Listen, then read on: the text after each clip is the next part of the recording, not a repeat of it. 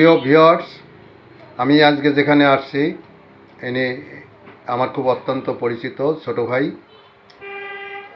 জনাব হাসান নাম, 24-এর মুক্তিযোদ্ধা। 24-এর মুক্তিযোদ্ধা। এখন সে একটি চশমার দোকানে, নিজের চশমার দোকানে এখানে থাকে। বিগত দিনে আমি তাকে দেখেছি অত্যন্ত কষ্টের মধ্যে ছিল। এখানে তার বাড়িতে তার ভাষ্য মতে কয়েকবার আওয়ামী লীগের তিনবার ছাত্রলীগের পোলাপান আমার বাসায় হামলা দিয়েছে। আচ্ছা, 3বার তার বাসার মধ্যে হামলা দিয়েছে সে জিয়ার সৈনিক হিসাবে। এখন আপনার জিয়ার সৈনিক হিসেবে সে করছিল এবং সে জিয়ার আদর্শিত। এই আন্দোলনে তার এইখানে গুলি লাগছিল, এই জায়গাটা আপনারা দেখতে পাচ্ছেন, এই যে গুলির চিহ্ন। এটা কোন জায়গায় লাগছিল? এটা লাগছে আপনার নুরজাহান রোডের মাথা আল্লাহ করিমের সামনে। নুরজাহান করিম কয় তারিখে? এটা 19 তারিখে। 19 তারিখে, 19শে জুলাই। 19শে জুলাই। আচ্ছা, এখন আপনি কি আপনার নাম কি তালিকাভুক্ত করছে? না, আমার নাম কোনো তালিকাভুক্ত করে নাই এবং আমি করিও না। বিএনপির কোনো লোকজন আপনাকে খোঁজ নেয় নাই? কোনো লোক কোনো খোঁজ খবর আপনি নেয় নাই, জিজ্ঞেস করে নাই। আচ্ছা, আপনি বিএনপির লোকের সঙ্গে কোনো যোগাযোগ করেননি? বিএনপির লোক গতকালকে একজনের সাথে যোগাযোগ করছি, উনি বলল মামলা করতে। আচ্ছা, মামলা করতে বলছে। আমার মনে হয় মামলা না করাই ভালো, কারণ মামলা করে কি হবে। আমি চেষ্টা করব আপনার এই ত্যাগের কথা আমি বিএনপির ঊর্ধ্বতন কর্তৃপক্ষ যারা আছে তাদের কাছে পেশ করার জন্য। এখন আমার এই চিহ্নটা তো পুরোপুরি আপনি হয়তো বুঝতে পারেন নাই, এটা আমি আপনাকে দিয়ে দেই। হ্যাঁ, আরও আছে আমার কাছে এই চিহ্নটা। আমি তো 19 তারিখের পরে যখন মোবাইল চেক করা হয়েছিল তখন তো অনেক কিছুই আমরা ডিলিট করে দিছি, ছবিগুলা, ঠিক আছে? ওই সময় আমরা অনেকগুলা ডিলিট করে দিছি। এই দেখেন, এই যে অর্ধেকটা শুকিয়ে যাওয়ার পরও এই যে এই চিহ্নটা।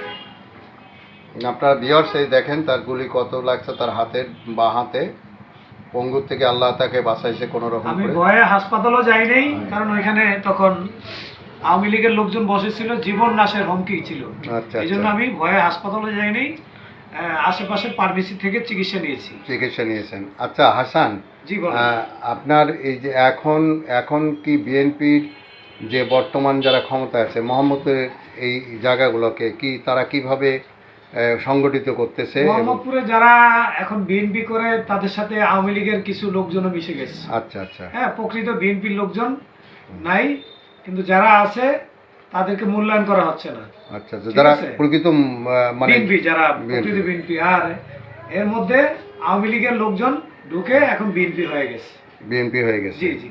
এরকম অভিযোগ প্রায় আছে, আমার কাছে আছে, এবং প্রশাসনেরও অনেক লোকের কাছে তারা ঢুকে গেছে। প্রশাসনের, বিশেষ করে প্রশাসনে যারা আছে, সিভিল প্রশাসনে, পুলিশ প্রশাসনে, তাদের সঙ্গে তারা লিয়াজো করে সুবিধা নিচ্ছে। কিন্তু যারা প্রকৃতপক্ষে এই আপনার আমি তো আজকে 30 বছর এই এলাকায়, মোহাম্মদপুর 30 বছর আমি দেখতেছি কারা বিএনপি করে কারা আওয়ামী লীগ করে, সব এগুলো আমার জানা আছে, দেখা আছে, কথা বলছেন, চিনি। দেখা যায়। আচ্ছা, এখন সর্বশেষ আপনি যে ত্যাগ স্বীকার করছেন, আপনারা যারা করছেন তার মধ্যে আপনি একজন আছেন, আপনি এখন বলেন যে আপনার কি চাওয়া, মানে বাংলাদেশ, আমি বলি আগে, বাংলাদেশ কিভাবে চলবে, জিয়াউর রহমানের দল, আদর্শ দল, এই দল কিভাবে চলবে, আপনার মতামত কি? জিয়াউর রহমানের আদর্শ যদি বলেন, জিয়াউর রহমানের আদর্শ যদি আপনি ফিরিয়ে আনতে পারেন, সেই আদর্শ অনুযায়ী দেশ চালাতে পারলে খুব ভালো হবে।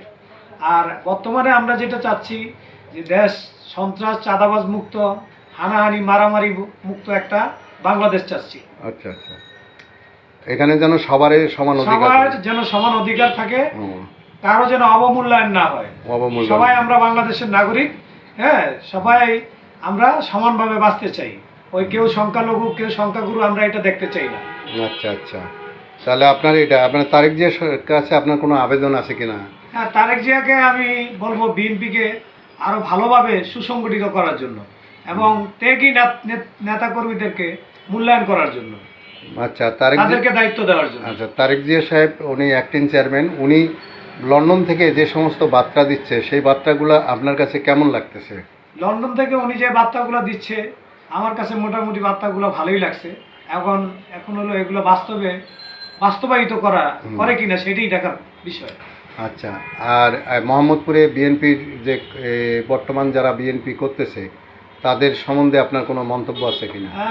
যাদেরকে আমি চিনি মোটামুটি তারা খারাপ না, ভালোই করতেছে, কিন্তু এর ভিতরে যারা বাইরের থেকে নতুন ঢুকতেছে তারা ঢুকেই জিনিসগুলা সব এলোমেলো চাঁদা টাদা বিভিন্ন রকমের অকারেন্সগুলো করতেছে। আচ্ছা, ঠিক আছে, আপনার এই কথাগুলো আমি চেষ্টা করব বিএনপির ফোরামে দেওয়ার জন্য, এবং আমি এটা আরও চেষ্টা করব যে আমাদের অ্যাক্টিং চেয়ারম্যান মহোদয় যিনি আছেন দেশনায়ক তারেক রহমান, উনি যেন এটা জানতে পারে, উনি যেন এইটা নিতে পারে। আপনি একজন, যদিও ক্ষুদ্র পরিসরে আপনি একজন, আমি আপনাকে বহুদিন থেকে চিনি, আপনি বিএনপির সঙ্গে আদর্শিত হয়ে আপনি এই দলটাকে লালন করেন, এই জন্য আপনাকে ধন্যবাদ।